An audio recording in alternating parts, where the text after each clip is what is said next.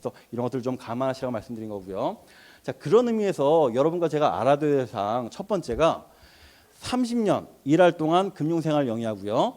노후생활 30년 일하는 동안 역시 금융생활을 영위할 수밖에 없는데 금융에 대해서 잘 모르시는 분들이 많다라는 거예요. 그런 의미에서 이 사람 로버트 사노프라는 사람인데 미국에 아주 유명했던 사업가예요. 이 사람이 뭐라고 얘기했느냐?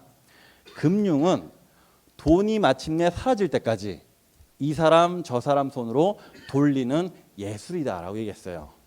좀 이해 가십니까? 약간 어렵죠? 이게 뭔 소리지? 다른 예를 들어드릴게요. 예전에 고객의 요트는 어디에 있는가라는 책이 있었습니다. 1940년대에 나온 책인데 이 책이 아주 히트했던 책이에요. 근데 책 내용을 보면 무슨 얘기가 있냐면 어떤 여행객이 뉴욕의 맨해튼에 놀러 간 거예요. 지금 전 세계에서 가장 잘 나가죠. 뉴욕의 맨해튼에 놀러 갔더니 그곳 가이드가 이곳저곳 보여주다가 이제 그곳 요트 정박장에 간 다음에 요트들을 다 설명한 다음에 이 요트들은 이곳 월스트리트에서 근무하는 은행가며 증권회사 직원들의 요트입니다. 너무 훌륭하고 멋있지 않습니까? 이렇게 얘기를 했어요. 그 방문객이 그런데요. 고객의 요트는 어디에 있습니까? 라고 질문을 한 거예요. 무슨 얘기냐? 주식 중개인이나 은행가나 보험사의 사람들은 저렇게 훌륭한 요트들을 가지고 있는데 정작 고객들의 요트는 어디에 있냐라는 거예요. 그래서 여러분과 제가 기억해야 될 사실은 우리나라 은행이며 증권사며 보험사 양심적이고 신뢰받는 사람들 많거든요. 그럼에도 불구하고 잊지 말아야 될 첫 번째 사실은 그분들 연봉은 높습니까? 낮습니까?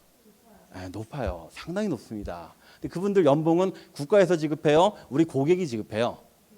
우리 고객이 지급할 수밖에 없습니다. 그래서 여러분들과 제가 첫 번째 기억해야 될 사실 60년 가까이 금융생활을 하는 동안 만약에 내가 잘못 알고 금융생활을 잘못 영위했다가는 오히려 이 사람 저 사람 돌아가다가 내 돈은 사라질 수 있다는 생각을 좀 가지셔야 된다는 얘기예요. 자, 혹시 오늘 금융회사에서 나오신 분들 계실지 모르겠습니다. 자, 오해하지 말아 주십시오. 금융회사에 있는 직원분들이 다 이렇게 행동한다는 뜻이 아니고 그분들 중에 문제가 터지는 경우가 워낙 많다 보니까 여러분들 특히 금융 소비자분들이 잘 알고 지내셔야 된다는 얘기예요. 예를 들면 증권사부터 한번 가볼까요? 증권사. 여러분들께서 이제 증권사에 방문하시면 증권사 직원분들이 주로 이제 펀드를 판매할 수밖에 없어요. 그죠? 펀드 판매를 하시다 보면 선생님 저희를 믿고 월급의 일정 부분 펀드에 맡기십시오. 은행 예적금 얼마 되지 않지 않습니까? 그러면 저희가 주식시장이 하락장이 온다 하더라도 저희는 플러스 수익을 낼 수 있습니다. 라고 얘기를 좀 해요. 자, 이 얘기는 맞는 얘기일까요? 틀린 얘기일까요? 자, 이 얘기는 정확히 맞는 얘기입니다.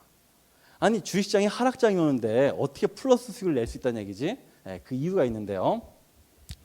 자, 예를 들면 제가 30만 원짜리 거치식 펀드 예금처럼 한꺼번에 내는 걸 가입했다고 가정해 보겠습니다.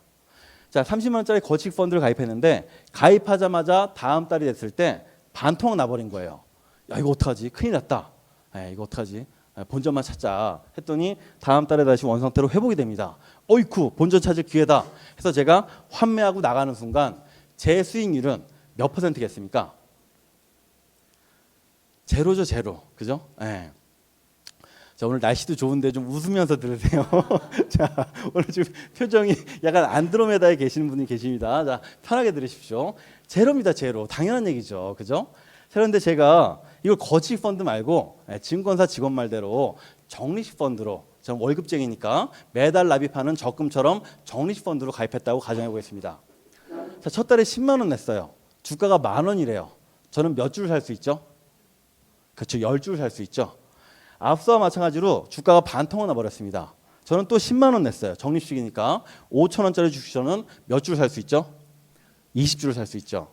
다시 원상태로 회복이 됐습니다. 또 10만 원 냈으니까 저는 10,000원짜리 10줄 매수하게 되는데 이번에도 똑같이 30만 원 냈지만 제가 보유하고 있는 총 주식수는 몇 주죠? 40주죠. 현재 주가는 10,000원이니까 저는 얼마치를 보유하고 있는 셈이다? 40만 원치를 보유하고 있는 셈이다. 30만 원 냈지만 40만 원치를 보유하고 있으니까 제 수익률은 몇 퍼센트다? 플러스 33%라는 얘기죠. 그죠? 그래서 증권사 직원 말대로 주식시장이 하락장이 온다 하더라도 플러스 수익을 낼 수 있단 말이 정확히 맞는 얘기라는 거예요. 자, 그런데 문제가 조금 있습니다. 어떤 문제가 있느냐? 간혹 비양심적인 증권사 직원은 요 얘기는 엄청 강조하는 반면에 반대 얘기를 잘 하지 않는 그런 경우가 있다라는 거예요. 무슨 경우냐?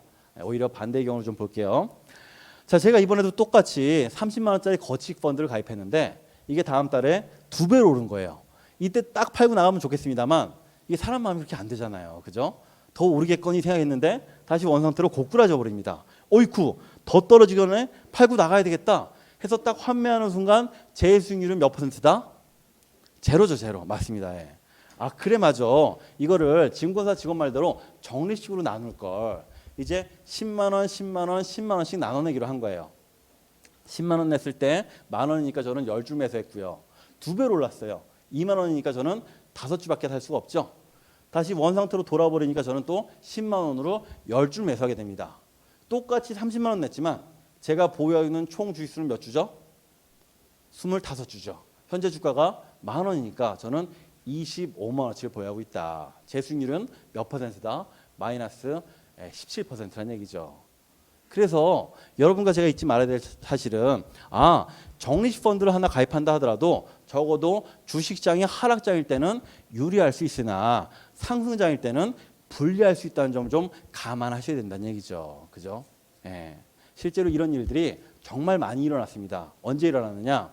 이 자리에 제가 봤을 때는 연세 좀 계신 분들도 계십니다. 아마 기억하시겠지만 2005년, 6년, 7년은요. 우리나라 주식시장 역사상 가장 좋았던 때예요. 기억나십니까? 이거 끄덕이시면 연세가 좀 계시다는 얘기인데 자, 농담이고요.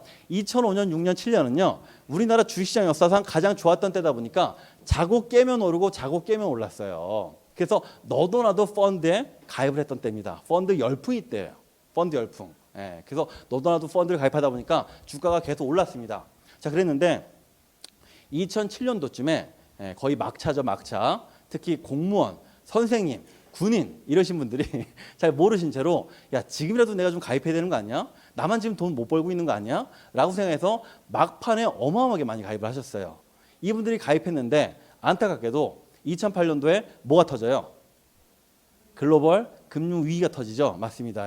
금융위기가 터지니까 2200포인트를 넘나들던 종합주가지수가 폭락을 거듭해서 892포인트까지 빠졌어요. 반토막도 더 났습니다.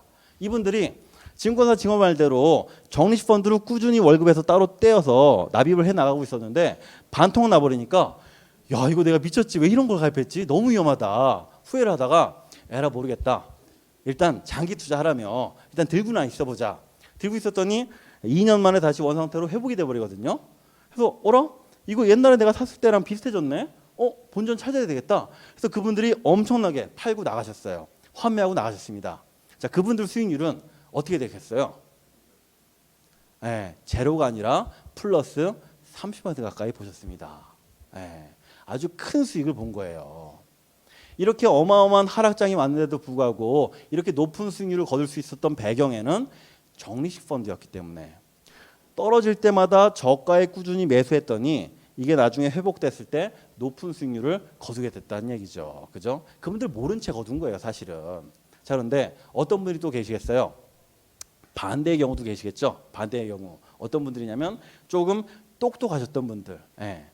2005년 6년도쯤에 야, 이거 중국도 빠르게 성장하고 있고 뭐 인도도 성장하고 있는데 우리나라 반사이익 보지 않겠어? 미리 좀 가입을 해놔야 되겠다 해서 일찍부터 펀드에 가입해서 계속 적립 펀드로 매수해 나가고 있었는데 2007년도쯤에 거의 뭐 꼭지에 다다랐을 때 이때 딱 팔고 나가면 좋겠습니다만 그렇게 안 되거든요.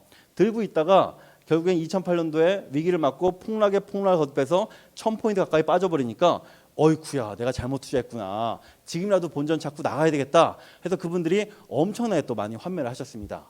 그분들 수익률은 어떻게 됐겠습니까? 마이너스 20% 가까이 보셨다는 얘기죠. 그죠?